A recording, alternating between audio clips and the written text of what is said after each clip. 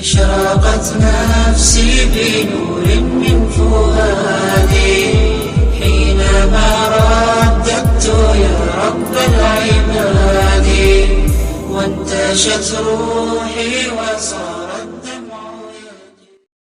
الحمد لله وكفى وسلام على عباده الذين اصطفى أما بعد فأعوذ بالله من الشيطان الرجيم بسم الله الرحمن الرحيم وما الحياة الدنيا إلا لعب ولهو وللدار الآخرة خير للذين يتقون أفلا تعقلون. وقال النبي صلى الله عليه وسلم الكيس من دان نفسه ورضي بالكفاف وعمل لما بعد الموت أو كما قال صلی اللہ علیہ وسلم. محترم دوستوں، اللہ رب ذوالجلال نے ان آیتوں کے اندر دنیا کی حقیقت کو بیان کیا ہے کہ وہ دنیا جو ہماری نظروں کے سامنے ہے، رنگین ہے، دل لبھانے والی ہے، یہاں کی ہر چیز ہمیں محبوب لگتی ہے. اگر آدمی اس میں دل لگا لے تو اس کا دل اس دنیا سے نکالنا مشکل ہو جاتا ہے. تو اللہ رب ذوالجلال نے اسے ایک مثال کے ذریعے سے ہم لوگوں کو سمجھایا ہے کہ جس دنیا میں تم پڑھ کر کے گم ہو چکے ہو، اپنے رب کو بھول بیٹھے ہو، ایک ایسی دنیا ہے. انما الحیات الدنیا لعب ولہو. دنیا یہ تو محض کھیل تماشا ہے. کھیل تماشا ہم دیکھتے ہیں کہ دنیا میں کسی آدمی کا مقصد نہیں ہے. اسکولس کو جاتے ہیں ہم لوگ یا مدارس میں پڑھتے ہیں. اسکول کے اندر پڑھائی ہوتی ہے صبح سے لے کر کے شام تک. جیسے ہی بچہ اسکول کو جاتا ہے صبح سے لے کر کے شام تک پڑھائی کرتا ہے، لیکن ایک پیریڈ، 1 گھنٹہ اسے پی ٹی کا دیا جاتا ہے. اسی کے اندر کھیلنا سب کچھ ہوتا ہے. اب اسکول والوں سے پوچھیں کہ بھائی آپ لوگوں نے جو اسکول بنائی ہے یہ تو پڑھنے پڑھانے کے لیے ہے، جو یہ استراحت کا گھنٹہ کیوں لگایا ہے؟ تو اسکول والے بتاتے ہیں کہ صبح سے لے کر جب شام تک بچہ پڑھتا ہے تو اس کے دماغ پر زور لگتا ہے. اس کے دماغ سے اس زور کو ہٹانے کے لیے ہم 1 گھنٹہ اس کے لیے استراحت کے لیے دیتے ہیں تاکہ وہ اس میں اپنے دماغ کو فریش کرے، پھر اپنا دل پڑھنے میں لگائے. اللہ رب ذوالجلال نے بعینہ ہی یہی مثال دی ہے، انما الحیات الدنیا لعب ولہو، کہ یہ دنیا جو ہے کھیل تماشا ہے. دنیا میں آدمی جتنا بھی بڑا کام کرنے والا ہے، جو بھی بزنس مین ہے، سارا وقت اپنا کھیل تماشے میں نہیں لگاتا. دیکھیں آپ بزنس مین جو ہوتے ہیں وہ ایک وقت نکالتے ہیں تفریح کے لیے. کبھی عید کی چھٹیاں ملتی ہیں یا کوئی بڑی رضائیں آتی ہیں تو اس وقت ایک مدت متعین کر کے وہ استراحت کے لیے جاتے ہیں. تو اللہ رب ذوالجلال نے قرآن پاک میں ایک جگہ نہیں 1000 مرتبہ جا بجا اس مضمون کو بیان فرمایا ہے کہ دنیا دل لگانے کی جگہ نہیں ہے. پھر اللہ کے رسول صلی اللہ علیہ وسلم نے بیان فرمایا آخر کامیاب کون ہے؟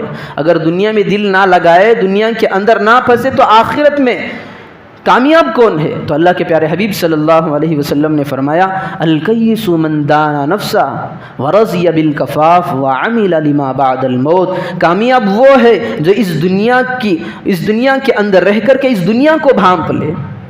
اللہ رب ذوالجلال نے دوسری جگہوں پر بھی کامیابی کا نقشہ کھینچا ہے. کامیاب کون ہے؟ اللہ رب ذوالجلال فرماتا ہے فمن زحزح عن النار وادخل الجنة فقد فاز.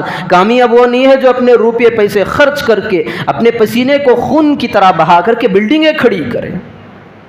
کیا پتا ایسے لوگوں کو بہت سے ہم نے دیکھا ہے کہ جی بھر کر کے محنتیں کرتے ہیں، جان توڑ محنتیں کرتے ہیں، اپنے پیسوں کو خوب لگاتے ہیں، لگا کر کے کروڑوں روپیوں کی عمارتیں بنا کرتے ہیں، لیکن اندر جب جانے کی باری آتی ہے تو ان کے سانسیں بند ہو جاتی ہیں.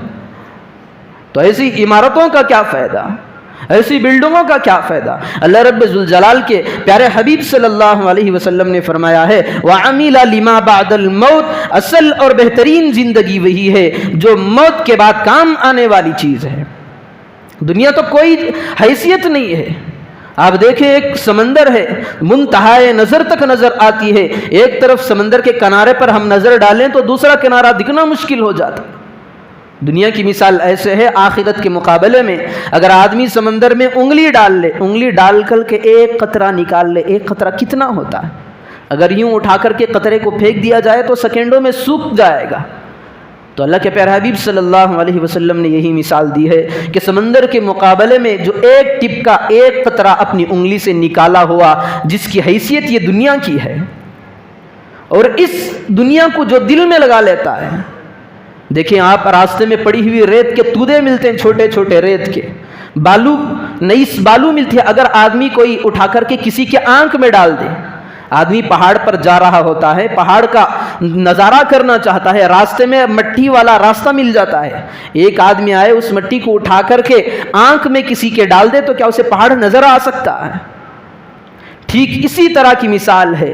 جو یہ ریت کے یہ تودے ہیں، یہ ذرات ہیں، یہ مٹی ہے، یہ دنیا کی مثال ہے. جس دل کے اندر یہ دنیا گھر کر جاتی ہے، جس دل کے اندر دنیا کی محبت لگ جاتی ہے، جس دل کے اندر دنیا کی محبت غرق ہو جاتی ہے، وہ دل آخرت کو دیکھنے سے اندھا بن جاتا ہے.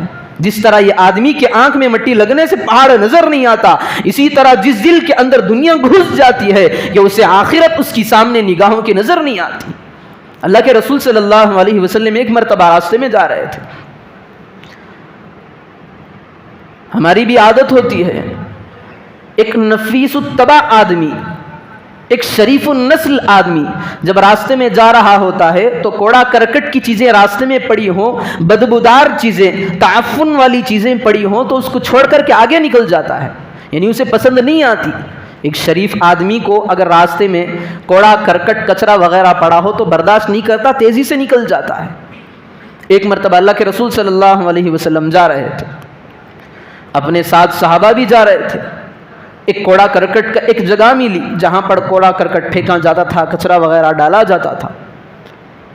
اللہ کے رسول صلی اللہ علیہ وسلم نے تیزی سے جانے کے بجائے اپنے آپ کو آہستہ کر لیا، جبکہ کوڑے کی جگہ ہے، کچرا وغیرہ ڈالا جاتا ہے، بدبودار جگہ ہے، پیچھے صحابہ بھی موجود ہیں. اپنی رفتار کو سلو کر لیا، آہستہ گئے. جانے کے بعد وہاں دیکھا کہ ایک بکری مری ہوئی پڑی ہے، پیچھے صحابہ ہیں. جو بکری مری ہوئی پڑی ہے اس کے کان بھی کٹے ہوئے. اللہ کے رسول صلی اللہ علیہ وسلم کو ایک سندیش، ایک پیغام دینا تھا صحابہ کو. صحابہ سے پوچھا، اے میرے پیارو، تم میں کا کون اس کو محبوب رکھتا ہے؟ تم میں کا کون اس کو پسند کرتا ہے؟ صحابہ نے دیکھا، یا رسول اللہ اس کی تو حیثیت ہماری نظروں میں نہیں ہے، یہ تو ویسے بھی مری پڑی ہے، اگر زندی بھی ہوتی تو ویلیو نہیں ہے. کیوں؟ کیونکہ اس کے کان کٹے ہوئے ہیں، یہ تو عیب دار ہے. کوئی آدمی اپنے پیسے دے کر کے عیب دار چیز کو خریدنا پسند نہیں کرتا. اگر اس کے بکری کے اندر جان ہوتی تب بھی یہ بکری عیب دار ہے، کوئی اس کو پسند نہیں کرتا. تو اللہ کے رسول صلی اللہ علیہ وسلم نے فرمایا، یہ بکری کی وقت اور حیثیت جو تمہاری نگاہوں میں ہے، قسم خدا کی اس دنیا کی اتنی بھی وقت اللہ کی نگاہ میں نہیں ہے. اتنی ذلیل چیز ہے دنیا. پھر اللہ رب ذوالجلال نے فرمایا، آپ دنیا کے اندر رہ کر کامیابی کا مدار کیا ہے؟ تو قرآن کہتا ہے، وَمَن يُطِعِ اللَّهَ وَالرَّسُولَ فَقَدْ فَازَ فَوْزًا عَظِيمًا. جو اللہ کی مانے، جو نبی کی مانے، جو شریعت کی مانے، قرآن کی مانے، حدیث کی مانے، وہی کامیاب ہے. اسکول کے اندر اگر کوئی بچہ اسٹوڈنٹس پڑھنے والا نہیں ہوتا، دلچسپی نہیں لیتا، تو پیرنٹس کو بلا کر کے اس بچے کو واپس کر دیتے ہیں. یہ دنیا دار، دنیا کا پڑھا لکھا آدمی اگر کوئی ایک بچہ پڑھنے کے اندر دل نہیں لگاتا ہے، اپنے مقصد کو بھول جاتا ہے، مقصد تو پڑھائی کا تھا لیکن یہ مقصد سے ہٹ گیا، تو اس کے والدین کو بلا کر کے بچے کو بھیج دیا جاتا ہے. لیکن وہ اللہ رب ذوالجلال جو اتنی بڑی دنیا کا مالک ہے، اس کو بنا کر کے ہمیں یہاں امتحان کے لیے بھیجا ہے، یہاں تیاری کے لیے بھیجا ہے. یہاں اگر ہم اپنے مقصد میں ناکام ہو تو کیا اللہ رب ذوالجلال ہمیں یوں ہی چھوڑ دے گا؟ قرآن کہتا ہے، دنیا کے اندر آنے کے بعد جیسے ہی یہ دنیا کی زندگی ختم ہوتی ہے، بندے کا فیصلہ صرف دو چیزوں کے اندر بٹ جاتا ہے، فریق فی الجنہ و فریق فی السعیر. ایک وہ طبقہ ہے جو جنت کے عیش و آرام زندگی کے اندر راحت پا کر کے رہے گا، پھر دوسرا طبقہ وہ ہوگا کہ جہنم کی سختیاں جھیلتا رہے گا. جنت یہ اللہ رب ذوالجلال کا مہمان خانہ ہے، اور جو جہنم ہے یہ اللہ رب ذوالجلال کا قید خانہ ہے. وہاں کی نعمتیں بھی عجیب ہیں. احادیث کے اندر ملتا ہے، اگر جنت کی ایک حور اگر اپنے سر کا دوپٹہ اٹھا کر کے دنیا کے اندر یوں ہی پھینک دے تو دنیا آسمان و زمین کی جتنی چیزیں ہیں ساری چیزوں کو یہ روشن کر دے گی۔ اگر جنت کی ایک حور اگر اپنا منہ کے اندر سے ایک تھوک کا ایک قطرہ دنیا کے اندر ڈال دے تو دنیا کے جتنے سمندر ہیں دنیا کے اندر سارے سمندر میٹھے ہو جائیں گے صرف ایک قطرے سے۔ آئے ہم نے جنت کے بارے میں سن لیا، دوزخ کی طرف چلتے ہیں۔ دوزخ کا بھی بھیانک انجام ہے، میں زیادہ نہیں بتاؤں گا، بس ایک چیز بتاؤں گا۔ اللہ کے پیارے حبیب صلی اللہ علیہ وسلم نے فرمایا جنت کی ایسی نعمتیں ہیں، اتنی پاور ہیں کہ اگر ایک قطرہ تھوک کا اگر ڈال دیا جائے جنت کی حور کا تو ساری دنیا کے سمندر میٹھے پانی سے بھر جائیں گے۔ اسی طرح اگر جہنم کے اندر دیکھنا ہے، اس کی ہولناکی دیکھنا ہے، اس کی دہشت کو دیکھنا ہے تو وہاں پر یہ ہوگا کہ جو بندہ سب سے زیادہ جس کے نامہ اعمال میں گناہ کم ہوں گے اس کو سب سے کم اور ہلکا عذاب دیا جائے گا۔ اللہ کے پیارے حبیب صلی اللہ علیہ وسلم نے فرمایا کہ سب سے زیادہ ہلکا عذاب اس بندے کو دیا جائے گا۔ کیسا عذاب دیا جائے گا؟ اس کو جنت کے جس کو جہنم کے آگ کے جوتے پہنائے جائیں گے، یہ جہنمی کا سب سے ہلکا اور کم عذاب والا ہوگا۔ اس کو اس کے پیروں کے اندر اس کا جہنم میں اکرام کیا جائے گا، آگ کے جوتوں سے پہنائے جائیں گے۔ پھر وہ جیسے ہی پہنے گا، احادیث کے اندر ملتا ہے کہ جہنم اتنی خوفناک چیز ہے، وہاں کا عذاب بھی اتنا ڈراؤنی ہے کہ جیسے ہی وہ پہنے گا اس کا دماغ یہاں سے کھولے گا، جس طرح ہنڈی کے اندر گرم پانی ڈالنے سے جوش دینے سے کھولتا ہے۔ جنت کی چیزوں کو دیکھیں تو آسائش کی ملتی ہیں، نعمت والی ہیں، ایک ایک چیز بھی چھوٹی ناخن برابر والی چیز بھی جنت کی بہت بڑی نعمتیں بھی ہیں، دنیا کے اندر ڈال دیے جائے تو ساری دنیا روشن ہو جائے۔ وہی جہنم کا حال یہ ہے۔ تو اللہ رب ذوالجلال نے امت کو جھنجھوڑا ہے دنیا میں پڑھ کر کے اپنی آخرت کو بھول نہ دینا۔ دنیا کے اندر انسان بھی بڑا عجیب ہے، دولت کمانے کے لیے اپنی صحت کو برباد کر دیتا ہے۔ رات میں دیکھیں ڈیوٹی، صبح میں دیکھیں ڈیوٹی، دوپہر میں دیکھیں ڈیوٹی۔ کیوں؟ دولت کمانا ہے، کامیابی ہے۔ اب صحت خراب ہوتی ہے تو صحت کو واپس لانے کے لیے کمائی ہوئی ساری دولت لٹا دیتا۔ اتنا بڑا کم فہم انسان ہے۔ اگر اتنی کثرت جو دنیا کے اندر ہم نے لگائی، اگر اس میں سے ایک حصہ بھی آخرت کی طرف ہم نے لگا لیا ہوتا، قسم خدا کی ہم پار ہو جاتے۔ اللہ رب ذوالجلال وہی کہنا چاہ رہا ہے، الکیس من دانا نفسا۔ میرے بندو، اللہ کے پیارے حبیب صلی اللہ علیہ وسلم نے فرمایا عقل مند وہ ہے جو موت سے پہلے موت کے توشے کو اختیار کر لے، کیونکہ بندہ جب دنیا سے جائے گا تو ایک ایک سبحان اللہ کا محتاج ہو جائے گا۔ سوچ، اگر کوئی آدمی پیدا ہونے سے لے کر اس کی موت تک بھی سبحان اللہ اللہ کی عبادت میں لگا رہا تو یہ بھی افسوس کل قیامت کے دن کرے گا کہ کاش مجھے اور زیادہ زندگی دی جاتی تاکہ میں اور زیادہ نیک اعمال لے کر کے اللہ کی بارگاہ میں پہنچ جاتا۔ حالانکہ پیدا ہونے سے لے کر موت تک اس نے ایک بھی نافرمانی نہیں کی، ایک بھی اللہ کو غصہ، اللہ کو بھڑکانے والی چیز میں یہ نہیں پڑا، صرف اللہ کے احکام کی تعمیل کرتا رہا، اپنی سانسوں کو باقی رکھ کر کے اللہ کے ذکر و اذکار میں لگاتا رہا۔ موت آ گئی پھر بھی یہ خواہش ہوگی کہ کاش میں اور زیادہ اپنی زندگی کے اندر اللہ کی عبادت کر کے نیک اعمال کر کے اپنا توشہ اور ذخیرہ یہاں پر اکٹھا کر لیتا اور مجھے جنت کے اعلیٰ درجوں پر مجھے بھیج دیا جاتا۔ تو ان آیتوں کے اندر اللہ رب ذوالجلال نے دو پیغامات دیے ہیں، انما الحیات الدنیا لعب ولہو، یہ دنیا تو بس کھیل تماشا ہے۔ جس طرح آدمی دنیا میں کھیل تماشے کو مقصد نہیں بناتا، ہم دیکھتے ہیں کرکٹ پلیئرز ہوتے ہیں، یہ ساری زندگی بھر اپنا وقت کرکٹ کے اندر نکال دیتے ہیں، لیکن جب کرکٹ کھیلنے کی باری آتی ہے تو سارا دن نہیں کھیلتے، صبح سے لے کر شام تک، دوسرے دن صبح سے لے کر شام تک ایک وقت متعین کر لیتے ہیں، بھائی اتنے گھنٹوں سے اتنے گھنٹے تک ہمیں کھیلنا ہے۔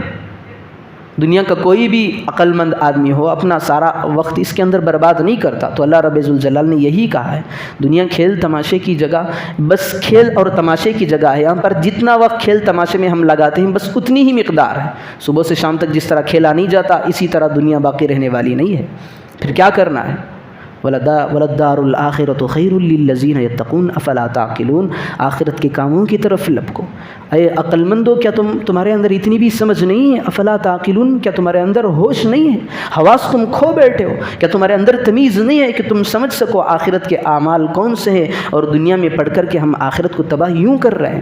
تو اللہ رب ذوالجلال نے 2 ہی پیغام دیے ہیں کہ اس دنیا کے اندر رہ کر کے جب تک اللہ رب ذوالجلال ہماری سانسوں کو چلاتا رہے، دنیا کو مقصد نہ بنانا، دنیا کے اندر رہ کر کے آخرت والے اعمال یہاں دنیا کے اندر کرتے رہنا، تو اس وقت کامیابی تمہارے قدم چومے گی۔ تو اللہ رب ذوالجلال نے یہی پیغام دیے ہیں۔ اللہ تبارک و تعالی ہم تمام کو دنیا کے جھمیلوں اور غفلتوں سے ہماری بھرپور حفاظت فرمائے، آخرت کا استحضار نصیب فرمائے، آخرت میں کام آنے والے اعمال پر ہم سب کو چلائے، سنی ہوئی باتوں پر عمل کی توفیق عطا فرمائے۔